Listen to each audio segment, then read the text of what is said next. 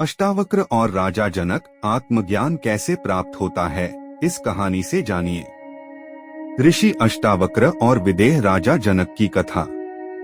आत्मज्ञान और ब्रह्मज्ञान की सबसे रोचक कथाओं में से एक है अष्टावक्र तथा जनक संवाद से जीव, आत्मा, ज्ञान, आत्मज्ञान, परमात्मा आदि से संबंधित काफी महत्वपूर्ण जानकारी मिलती है। अष्टावक्र को अपनी माता के गर्भ में रहते हुए ही अपने पिता कहोल से काफी ज्ञान प्राप्त हो गया था, लेकिन किसी कारणवश उनके पिता ने उन्हें 8 अंगों से वक्र यानी टेढ़े हो जाने का श्राप दे दिया था। सद्गुरु कई हजार साल पहले अष्टावक्र नाम के एक महान गुरु हुए। वह धरती के महानतम ऋषियों में से एक थे, जिन्होंने उस समय एक विशाल आध्यात्मिक आंदोलन चलाया था। अष्टावक्र का मतलब है वह इंसान जिसके शरीर में 8 अलग अलग तरह की विकृतियां हो। ये विकृतियां उनके पिता के श्राप के कारण उन्हें मिली थीं। अष्टावक्र ने माता के गर्भ में ही कई शिक्षाएं पाली। जब अष्टावक्र अपनी माता के गर्भ में थे, तभी उनके पिता कहोल, जो खुद एक प्रसिद्ध विद्वान और ऋषि थे, उनको कई तरह की शिक्षाएं दी। अष्टावक्र ने गर्भ में ही ये सारी शिक्षाएं पाली थीं और जन्म लेने से पहले ही माँ की कोख में उन्होंने आत्मा के विभिन्न पहलुओं पर जबरदस्त महारत हासिल कर ली थी। एक दिन शिक्षा देते समय कहोल ने एक गलती कर दी। अजन्मे बच्चे अष्टावक्र ने अपनी माँ की कोख से हूँ कहा। उसका आशय था कि कहोल की बात गलत है और वह जो कह रहे थे वह सही नहीं है। दुर्भाग्य से उसके पिता अपना आपा खो बैठे और बच्चे को 8 अंगों से विकलांग होने का श्राप दे दिया। इसलिए बच्चा शारीरिक रूप से विकलांग पैदा हुआ। उसके दोनों पैर, दोनों हाथ, घुटने, छाती और गर्दन टेढ़े थे। राजा जनक की आत्मज्ञान पाने की लालसा। बाद में जब अष्टावक्र थोड़े बड़े हुए तो वह अपने पिता के साथ एक शास्त्रार्थ में गए, जिसका आयोजन वहां के राजा जनक ने किया था। जनक महान प्रतिभाशाली और असाधारण व्यक्ति थे। वह राजा होते हुए भी एक सच्चे साधक थे। वह आत्मज्ञान पाने के लिए आतुर थे। आत्मज्ञान पाने की उनकी चाह इतनी जबरदस्त थी कि उन्होंने अपने राज्य के सभी आध्यात्मिक व्यक्तियों को अपने दरबार में इकट्ठा कर लिया था। वह उनका स्वागत करते थे, उन्हें सम्मान देते थे और उनकी जीविका तथा रहन-सहन की व्यवस्था करते थे। उन्हें आशा थी कि ये लोग उन्हें राह दिखा सकते हैं। वह हर दिन अपने सांसारिक कामों को फटाफट निपटाकर घंटों इन लोगों का उपदेश सुनते थे, चर्चा और वाद विवाद आयोजित करते थे, ताकि वह आत्मज्ञान की राह को जान सकें। अलग अलग आध्यात्मिक धर्म ग्रंथों का अध्ययन कर चुके कई विद्वान साथ बैठकर महान शास्त्रार्थ करते थे, जो कई दिनों, सप्ताहों और महीनों तक चलता था।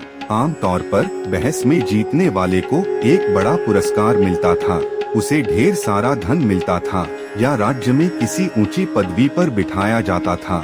ये लोग आम लोग नहीं थे। राजा ने महान आध्यात्मिक लोगों को इकट्ठा किया था, मगर कोई उन्हें आत्मज्ञान नहीं दिला पाया था। राजा जनक ने अष्टावक्र की आज्ञा का पालन करके आत्मज्ञान पाया। ऐसे ही एक शास्त्रार्थ में कहोल को आमंत्रित किया गया था, जिसमें वह अष्टावक्र के साथ गए थे। शास्त्रार्थ शुरू हुआ और वहां मौजूद सर्वश्रेष्ठ विद्वानों के बीच तर्क वितर्क होने लगा। कई बौद्धिक प्रश्न उठाए गए और धर्म ग्रंथों की गूढ़ बातों पर विचार विमर्श हो रहा था। तब अचानक अष्टावक्र उठकर खड़े हुए और बोले, ये सब खोखली बातें हैं। इनमें से कोई आत्म के बारे में कुछ नहीं जानता। ये सब उसके बारे में बातें जरूर कर रहे हैं, मगर मेरे पिता समेत यहाँ मौजूद कोई भी व्यक्ति आत्म के बारे में कुछ नहीं जानता। राजा जनक ने अष्टावक्र की ओर देखा। टेढ़मेढ़े शरीर वाला यह युवक इस तरह बोल रहा था और बोले, क्या तुमने अभी जो कहा उसे सही साबित कर सकते हो? अगर नहीं तो तुम अपना यह विकलांग शरीर भी खो बैठोगे। अष्टावक्र ने जवाब दिया, हाँ, मैं साबित कर सकता हूँ। फिर तुम्हारे पास हमें देने के लिए क्या है? जनक ने पूछा। अष्टावक्र ने कहा, अगर आप इसे पाना चाहते हैं तो आपको अंतिम हद तक मेरी बात मानने के लिए तैयार रहना होगा, तभी मैं आपको यह दे सकता हूँ। अगर आप वही करें जो मैं आपको करने के लिए कहूँ तो मैं ये पक्का करूँगा कि आप आत्म को जान जाएं।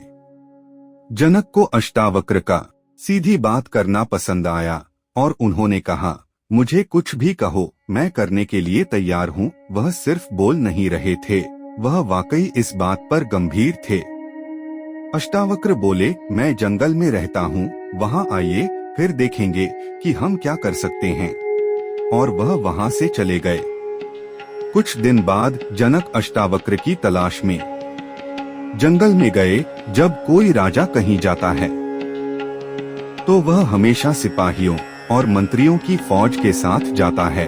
जनक अपने लावलश्कर के साथ जंगल के लिए चले, लेकिन जब वे जंगल में घुसे तो आगे आगे जंगल और घना होता गया। धीरे धीरे कई घंटों की खोज के बाद जनक अपने बाकी लोगों से अलग होकर रास्ता भटक गए। जब वह जंगल में रास्ता खोजते हुए भटक रहे थे तो अचानक से उन्हें पेड़ के नीचे बैठे हुए अष्टावक्र दिख गए। अष्टावक्र को देखते ही जनक घोड़े से नीचे उतरने लगे। उनका एक पाँव रकाब पर था और दूसरा हवा में। तभी अष्टावक्र बोले, रुको। वहीं रुको जनक उसी असुविधाजनक स्थिति में ठहर गए। वह घोड़े के ऊपर झूल रहे थे और उनका एक पैर हवा में था। वह उस अजीबोगरीब स्थिति में पता नहीं कितनी देर रुके रहे। हमें नहीं पता वे कितनी देर रुके रहे। कुछ कथाओं में कहा गया है कि वह कई सालों तक वैसे ही रुके रहे। कुछ कहते हैं कि वह सिर्फ एक पल था। समय की अवधि मायने नहीं रखती। वह अच्छे खासे समय तक उसी स्थिति में खड़े रहे। अच्छा खासा समय एक पल भी हो सकता है। निर्देश का पालन करने की उस पूर्णता के कारण वह पूर्ण आत्मज्ञानी हो गए। वह उसी जगह रुक गए जहां उन्हें रुकना था। राजा जनक बने एक आत्मज्ञानी राजा। आत्मज्ञान पाने के बाद जनक घोड़े से उतरे और अष्टावक्र के पैरों पर गिर पड़े। वह अष्टावक्र से बोले, मैं अपने राज्य और महल का क्या करूं? अब मेरे लिए ये चीजें कोई अहमियत नहीं रखती। मैं बस आपके चरणों में बैठना चाहता हूँ। कृपया मुझे यहीं अपने आश्रम में अपने साथ रहने दें। मगर अष्टावक्र ने जवाब दिया, अब जब आपने आत्मज्ञान पा लिया है तो आपका जीवन आपकी पसंद नापसंद से जुड़ा नहीं रह गया है। अब आपका जीवन आपकी जरूरतों के बारे में नहीं है, क्योंकि वास्तव में अब आपकी कोई जरूरत ही नहीं है। आपकी जनता को हक है कि उन्हें एक आत्मज्ञानी राजा मिले। आपको उनका राजा बने रहना चाहिए। जनक अनिच्छा से महल में ही रहे और बहुत अच्छी तरह अपना राजपाट चलाया। जनक अपनी जनता के लिए एक वरदान थे, क्योंकि वह एक पूर्ण आत्मज्ञानी व्यक्ति होते हुए भी राजा का कर्तव्य निभा रहे थे। भारत में कई साधु संत पहले राजा और सम्राट थे, जिन्होंने अपनी इच्छा से सब कुछ छोड़ दिया और बहुत गरिमा के साथ भिक्षुकों की तरह रहने लगे। गौतम बुद्ध, महावीर, बाहुबली, ऐसे बहुत से लोग हुए हैं, मगर एक आत्मज्ञानी राजा होना दुर्लभ चीज थी। जनक राजा बने रहे, मगर राजकाज की जिम्मेदारियों से उन्हें जितनी बार थोड़ी फुर्सत मिलती वह अष्टावक्र से मिलने उनके आश्रम चले जाते थे। अष्टावक्र के शिष्य राजा जनक से चिढ़ने लगे। आश्रम में अष्टावक्र ने कुछ भिक्षुओं को जमा किया था, जिन्हें वह शिक्षा देते थे। ये सभी भिक्षु धीरे धीरे जनक से चिढ़ने लगे, क्योंकि जब भी जनक आते अष्टावक्र सब कुछ छोड़कर उनके साथ ढेर सारा समय बिताते, क्योंकि दोनों के बीच बहुत अच्छा तालमेल था। जैसे ही जनक आते दोनों खिल उठते। जिन भिक्षुओं को अष्टावक्र शिक्षा दे रहे थे उनके साथ वह उस तरह नहीं चमकते थे। इससे भिक्षु बहुत नाराज रहते थे। भिक्षु एक दूसरे के कान में फुसफुसाते, हमारे गुरु ऐसे आदमी के हाथों क्यों बिक गए हैं? लगता है कि हमारे गुरु भ्रष्ट हो रहे हैं। यह आदमी एक राजा है, महल में रहता है, उसकी ढेर सारी पत्नियां और ढेर सारे बच्चे हैं, उसके पास बहुत धन दौलत है, उसके चलने का अंदाज देखो, वह राजा की तरह चलता है, और उसके कपड़े देखो, उसके आभूषण देखो, उसके अंदर कौन सी चीज आध्यात्मिक है कि हमारे गुरु उस पर इतना ध्यान देते हैं। यहाँ हम अपनी आध्यात्मिक प्रक्रिया के लिए पूरी तरह समर्पित हैं। हम भिक्षु के रूप में उनके पास आए हैं, मगर वह हमें अनदेखा कर रहे हैं। अष्टावक्र ने भिक्षुओं को समझाया सच्चे समर्पण का अर्थ। अष्टावक्र जानते थे कि उनके शिष्यों में यह भावना बढ़ रही है, इसलिए एक दिन उन्होंने एक योजना बनाई। वह एक कक्ष में भिक्षुओं के साथ बैठे उन्हें उपदेश दे रहे थे। वहाँ राजा जनक भी मौजूद थे जब प्रवचन चल रहा था।